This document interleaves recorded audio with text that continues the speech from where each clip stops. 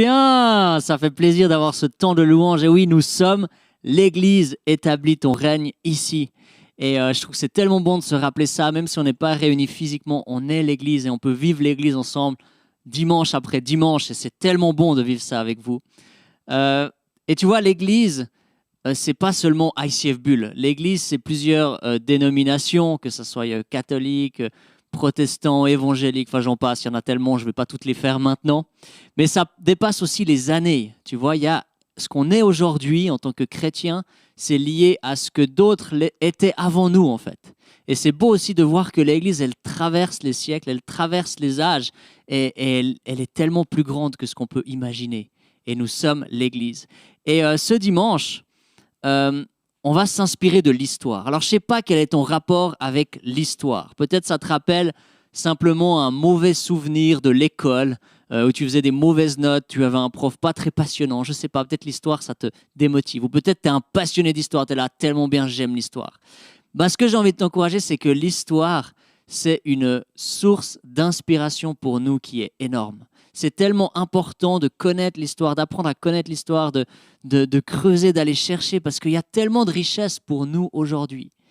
Et en fait, quand on plonge dans l'histoire, ça nous permet un petit peu de réaliser que déjà, on n'est pas tout seul, et ça nous permet un peu de sortir la tête de notre guidon, comme on dit, et voir en fait que des fois, c'est beaucoup plus large et que des personnes ont déjà vécu ce que nous, on a vécu, ou ont vécu même pire que ce que nous, on a vécu. Et c'est bon de se rappeler ça, de se souvenir qu'on n'est qu'une petite page dans l'histoire de l'humanité, en fait, qu'on est un petit bout dans l'histoire de l'humanité.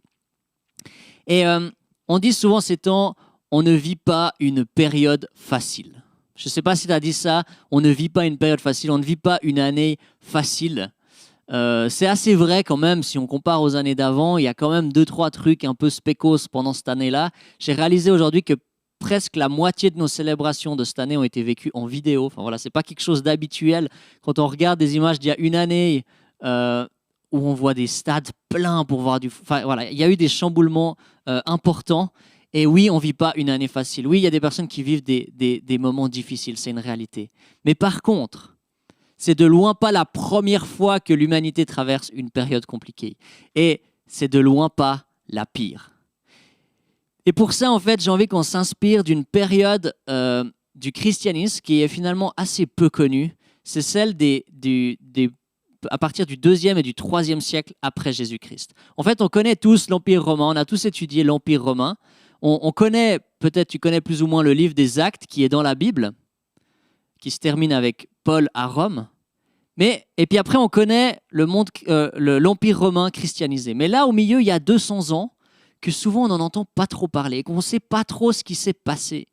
Et en fait, j'ai réalisé un travail dans le cadre de mes cours il y a environ une année sur cette période-là, sur les persécutions durant ces 2 siècles-là. Et ça a été tellement inspirant pour moi. Si tu as envie, je peux t'envoyer ce travail. Tu m'envoies un mail, je te l'envoie avec plaisir si tu as envie de le lire et aller un peu plus loin, parce que là, j'ai dû choisir 2-3 petits bouts. Mais c'est vraiment une source d'inspiration pour nous aujourd'hui. Et j'ai envie de te donner un petit peu quelques petits éléments historiques pour que tu puisses comprendre ce que je vais te dire après. Alors, le premier élément, c'est que les premiers qui ont persécuté les chrétiens, c'était les Juifs. En fait, au début, les Romains, ils ne persécutaient pas tellement les chrétiens. D'ailleurs, on voit dans le livre des Actes, ils ne sont pas énormément persécutés. Paul, il a même un assez bon rapport quand il est jugé, etc. Les Romains, au début, étaient sympas avec les chrétiens. Ils les voyaient comme des Juifs comme les autres, en fait. Et tout d'un coup, j'ai un peu de peine, tout d'un coup, il y a eu l'empereur Néron qui est arrivé au pouvoir. Et cet empereur-là, il était un peu taré. Il trouvait que Rome n'était pas assez belle comme ville. Alors il s'est dit, je vais la brûler pour la reconstruire. Et du coup, il l'a brûlée. Et les gens ont commencé à se dire, ah, c'est Néron qui a brûlé. Et il s'est dit, il faut que je trouve un coupable. Alors du coup, il s'est dit, ah, il y a pas mal de chrétiens ici. Ok, c'est les chrétiens qui ont mis le feu dans la ville de Rome. Et du coup, il a persécuté les chrétiens de manière très, très violente. Paul et Pierre sont sûrement morts sous Néron. Et c'était très, très, très, très violent. Et en fait, depuis là, régulièrement, les empereurs sont mis à persécuter les chrétiens, à être vraiment violents envers les chrétiens. Je t'ai mis un petit tableau, tu peux afficher le tableau que en fait, je me suis amusé à faire pour ce cours. Parfois, tu n'auras pas le temps de tout lire, hein, je suis désolé, mais je peux aussi te l'envoyer si tu m'écris un mail avec plaisir. Et on voit en fait quelle était l'attitude que les empereurs avaient par rapport au christianisme. Donc, ceux qui ont un pouce en haut, c'est des gens qui étaient positifs. Ceux qui ont la main qui se serre, c'est les personnes un peu moyens. Ils n'étaient pas trop contre, mais pas trop pour forcément non plus. Et à la fin, les rouges, c'est vraiment ceux qui étaient violents envers le christianisme. Et tout à la fin, on voit Constantin avec les deux mains en l'air en bleu. Et lui, c'était le premier empereur chrétien de l'Empire romain. Voilà, tu peux enlever le tableau. Mon but, c'est pas de te faire un cours d'histoire maintenant, même si j'aurais peut-être totalement le plaisir de faire ça, mais mon but, c'est plutôt qu'on puisse s'inspirer pour nos vies aujourd'hui, voir qu'est-ce que ces personnes, quelle attitude ils ont eue, comment ils ont été pour nous inspirer pour nous aujourd'hui. Et j'espère que ça te motive. J'ai 3 éléments que j'ai envie de te parler. Le premier, c'est une question que je me suis posée, c'est pourquoi tant de haine? Pourquoi est-ce que les chrétiens étaient autant persécutés et autant mis à mal pendant ces premiers siècles, pendant ces 2 siècles-là? Et je suis arrivé un peu à la conclusion, donc voilà, c'est un petit peu mon interprétation, elle est de loin pas complète et sûre, mais je suis arrivé à la conclusion que ce qui a provoqué la persécution, c'est le décalage des valeurs entre les chrétiens et les Romains. J'ai vraiment cette impression que ce qui a créé un conflit, ce qui a créé la persécution, une haine entre les Romains et les chrétiens, c'était le décalage qu'il y avait dans les valeurs, dans la manière de vivre, dans les loisirs, dans toutes ces choses-là qui créent en fait un peu une sorte de haine que les Romains avaient envers les chrétiens. Et c'est assez intéressant de quoi les chrétiens étaient traités. Et le premier, il est vraiment drôle. Les chrétiens, dans l'Empire romain, ils étaient traités d'athées. On reprochait aux chrétiens d'être des athées. Je trouve ça tellement drôle parce qu'aujourd'hui, c'est totalement l'inverse. Pourquoi? Parce qu'eux, ils croyaient en un seul Dieu. Okay? Ils avaient une vision beaucoup trop limitée, alors que les Romains, ils croyaient en énormément de dieux. Un autre reproche qu'on faisait aux chrétiens, c'est qu'on disait que c'était des cannibales. Pourquoi? Parce qu'ils mangeaient le corps du Christ. Tu vois? Et du coup, on disait que les chrétiens étaient des cannibales. Ça montre un petit peu que c'était au début, que les gens ne connaissaient pas trop ce que c'était le christianisme. Et le dernier, aussi assez drôle, c'est qu'on traitait les chrétiens d'inceste. D'inceste parce qu'ils s'appelaient tous frères et sœurs. Tu vois? Et que du coup, ils disaient, mais ils commettent l'inceste. Je trouve ça assez drôle. Mais bref. En fait, ouais, tu vois, ils devaient dire, mais ils viennent pas dans l'amphithéâtre voir ces jeux cruels et violents. Ils font pas de sacrifice aux dieux. C'est des rabat-joie, c'est des fermés d'esprit. C'est tout ce qui leur intéresse, c'est leur Dieu, etc. Et tout ça, ça crée un peu une sorte de haine envers eux. Et tu vois, je sais pas si tu as déjà été confronté à la persécution dans ta vie. En Suisse, on risque pas souvent notre vie en étant chrétien. Peut-être certaines familles un peu vraiment radicales et où la personne se convertit, peut-être qu'elle peut risquer sa vie, je ne sais pas, mais c'est quand même très très rare en Suisse que tu risques ta vie pour ta foi. C'est aussi très rare qu'il y ait une persécution physique parce que tu es chrétien. Ça peut peut-être arriver dans certaines circonstances, mais c'est quand même très rare. Mais par contre, l'attitude et les paroles, là on peut être confronté à de la persécution des fois. Et peut-être tu l'as déjà été. Et en fait, on voit aujourd'hui qu'il y a une tendance quand même au niveau des valeurs et au niveau du style de vie et tout ça, où il y a un décalage qui se fait de plus en plus entre ce qu'on croit au travers de la Bible et ce que la société en fait va dans l'intention. Et ce décalage, il crée des tensions en fait. Et il crée des persécutions dans nos vies. Pour te donner un petit exemple, par exemple, quant à l'armée, j'ai dit aux gens quand j'ai dit à quelques-uns des gars, je ne l'ai pas crié haut et fort, mais juste dans le partage, que j'avais attendu le mariage pour avoir des relations sexuelles avec ma femme, ou que je ne voulais pas regarder d'images ou de vidéos pornographiques, autant dire que ça tourne sur les groupes WhatsApp, etc., je suis un peu passé pour un extraterrestre, tu vois. Et cet aspect-là d'être un peu différent, d'être un peu spécial, ça peut, pas toujours, mais ça peut engendrer de la persécution et de la critique. Et je trouvais intéressant de réaliser ça, et surtout se dire qu'en tant que disciple de Jésus, je pense qu'on doit accepter que parfois on est un peu différent, que parfois on est un peu bizarre, que parfois on est un peu un extraterrestre. On n'est pas les premiers à vivre ça. Voilà, le premier, c'est un peu un fait intéressant. Deuxième élément que j'ai envie de t'apporter et qui, là, devient très, très intéressant, c'est qu'une situation, donc ça c'est un peu la phrase, une situation confortable crée un endormissement de la foi. Une situation confortable crée un endormissement de la foi. Une des histoires très fortes qui montre cette réalité-là, c'est l'histoire de l'église de Carthage. Donc Carthage, c'est où il y a Tunis actuellement. Il y avait une communauté chrétienne assez importante. C'était une grande ville dans l'Empire romain. Et en fait, ils ont eu plusieurs années de répit, notamment Philippe l'Arabe, qui avait le pouce levé dans le tableau avant, si tu l'as vraiment analysé, mais je ne pense pas que tu as eu le temps de retenir ça. Il était très, très positif envers les chrétiens. Et cette communauté, les chrétiens ont pu acquérir de plus en plus de ressources, de biens, peut-être une maison, un travail, une position, enfin voilà. Ils étaient dans une situation confortable, ils ont pu s'installer, ils ont pu s'épanouir, se développer. Et tout d'un coup, du jour au lendemain, il y a l'empereur Décius qui prend le pouvoir.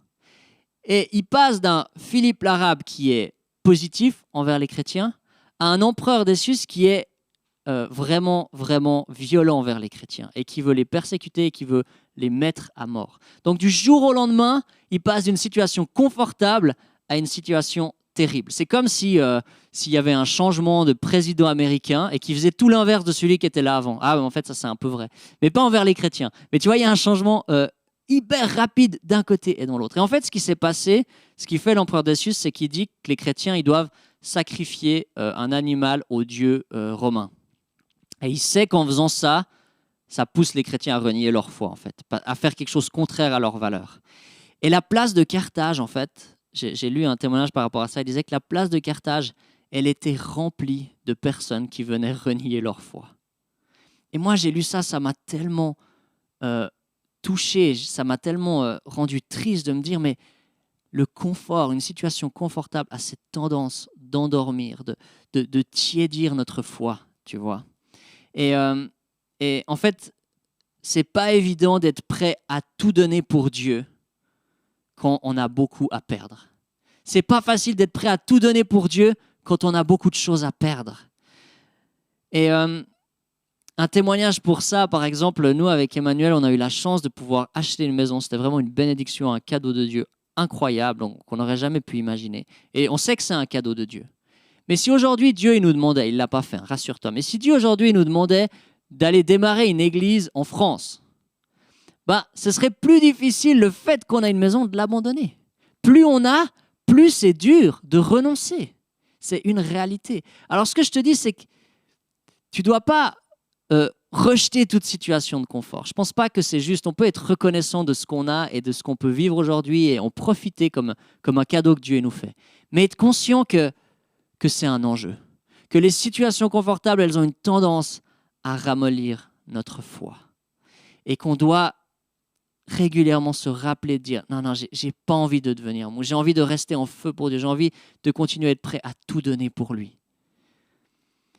Et en fait, dans cette période-là, oui, il y a eu des chrétiens qui ont renoncé à leur foi, mais j'ai aussi lu que ceux qui ont décidé de pas de renoncer à leur foi, il y a eu comme un nouvel élan un peu au niveau de ce qu'ils vivaient avec Dieu, au niveau de la dynamique qu'il y avait. Il y a à nouveau eu quelque chose qui s'est passé. Il disait comme dans les premiers siècles, comme dans le premier siècle, pendant le livre des Actes, il y a de nouveau eu quelque chose qui s'est passé face à la persécution. Et je crois que la persécution, c'est un révélateur de foi. Et j'ai envie de t'encourager maintenant, alors qu'on vit dans une période avec énormément de chamboulements, énormément de questions, énormément de tumulte dans tous les sens. Il peut y avoir énormément de défis. J'ai envie de t'encourager. Laisse ta foi devenir en feu. Laisse ces situations te permettre que ta foi puisse vraiment devenir en feu pour Dieu et être prêt pour tout lui donner. C'est tellement important. Et le dernier élément que j'ai envie qu'on puisse s'inspirer et qui est à mon avis le plus parlant pour nous aujourd'hui, c'est cette phrase-là. La propagation de l'évangile est liée à l'attitude des chrétiens.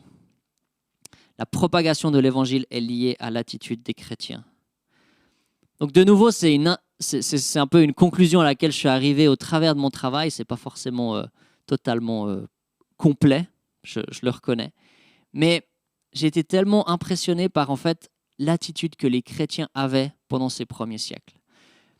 Notamment face à ce qu'on leur faisait subir. Je veux dire, ils vivaient les pires atrocités qu'on peut imaginer. Ils avaient une créativité de fou. Les Romains à l'époque, ça c'était sur les places publiques, dans les amphithéâtres, tous les trucs les plus horribles qu'ils pouvaient vivre. Et en fait, j'ai lu plusieurs fois des témoignages où les gens disaient « mais c'est fou parce que ces personnes, ils vivaient les pires atrocités, mais ils avaient une paix et une joie qui étaient hallucinantes en fait.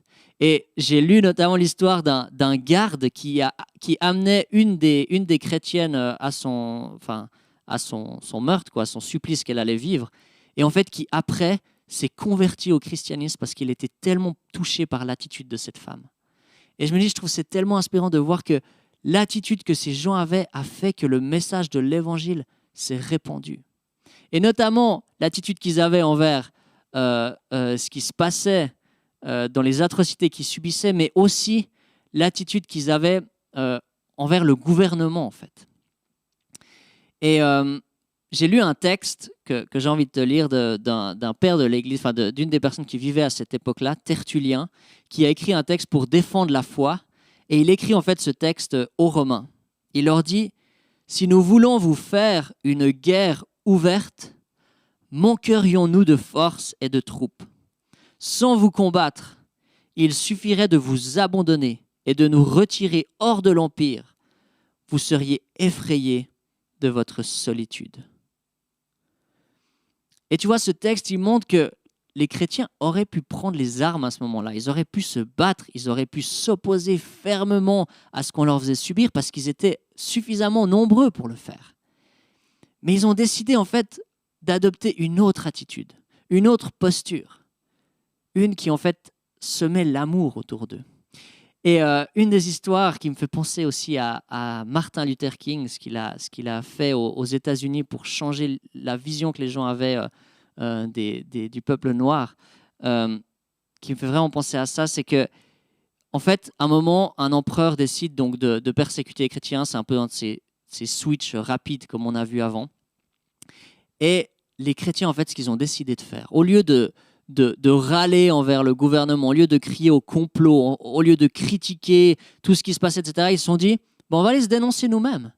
Et en fait, ils sont arrivés par milliers devant le gouverneur de la région pour dire, moi, je suis chrétien. Voilà. Moi, je suis chrétien aussi. Moi, je suis chrétien aussi. Et ils étaient une foule immense que le gars, en fait, face à ça, il ne savait plus quoi faire. Alors, il en a mis quelques-uns à mort au début, puis après, il était là, mais retournez chez vous, quoi. Je ne sais pas quoi faire avec vous, retournez chez vous. Et tu vois, moi, je trouve que cette attitude-là, elle est tellement belle. Ça ne veut pas dire qu'ils n'ont pas dit ce qu'ils avaient à dire, qu'ils n'avaient pas des convictions, et ça ne veut pas dire qu'ils étaient d'accord avec ce qui se passait. Mais ils ont décidé de semer de l'amour.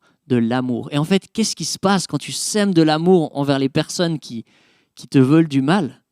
Tu les gagnes pour ta cause, suivant comment. Tu les gagnes pour ta cause. Et grâce à cette attitude-là, en 300 ans, ils sont passés de 12 disciples à un empire qui est devenu chrétien. En 300 ans. C'est de la folie. Et pourtant, l'Empire romain a essayé de stopper cette montée du christianisme avec toute leur énergie qu'ils pouvaient, mais il n'y avait rien à faire. Parce qu'il y en a un qui était beaucoup plus fort que ça et qui a permis que ça se propage et que ça se développe et que ça aille plus loin. Et moi, j'ai envie de t'encourager que oui, on ne vit pas une période facile, c'est vrai. Mais quand on entend ça, on se dit que notre célébration par Zoom, YouTube, elle est quand même pas si mal au final. Et surtout, ce que j'ai envie de t'encourager, c'est que peu importe ce qu'on vit, peu importe ce qui se passe, n'oublie pas l'essentiel. C'est quoi l'essentiel? C'est Jésus. C'est ce qu'il a fait pour toi. C'est ce qu'il a fait pour moi.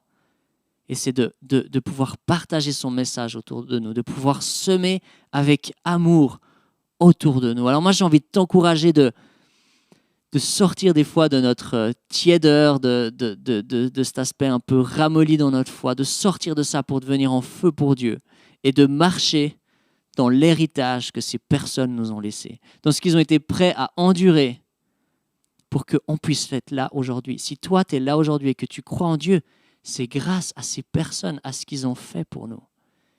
Est-ce qu'on a envie de s'inspirer d'eux et d'avancer avec eux? Voilà, c'est le message que j'avais pour toi aujourd'hui. J'espère que tu peux reprendre des trucs, que ça t'a parlé, qu'il y a au moins un élément que tu peux retenir, même si tu n'aimes pas l'histoire. J'espère que ça t'a inspiré. En tout cas, c'est vraiment une source d'inspiration énorme. Et maintenant, on va vivre un temps de mini-groupe, un temps de questions, en fait. Donc, pour ceux qui sont sur Zoom, Talita va vous mettre en petits groupes. Et puis pour ceux qui sont sur YouTube, vous pouvez vivre ce temps, si quelqu'un est avec vous sur le canapé, avec la personne qui est à côté de vous, ou sinon avec vous-même, vous pouvez aussi réfléchir à ces questions-là.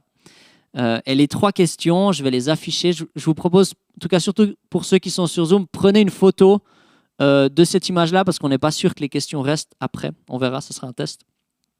Ces 3 questions, elles sont en lien avec mes 3 points. La première, c'est est-ce que tu vois des domaines où tu sens un décalage entre tes valeurs et celles de tes amis qui ne croient pas en Dieu?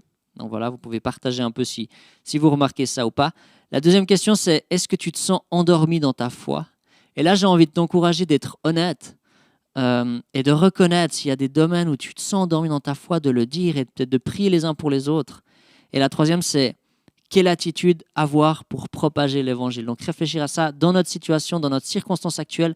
Quelle est l'attitude qu'on peut avoir pour propager l'évangile autour de nous? Dans la période où on crie au complot partout, quelle attitude est-ce qu'on peut avoir pour faire une différence autour de nous? Donc voilà, ça va durer 10 minutes.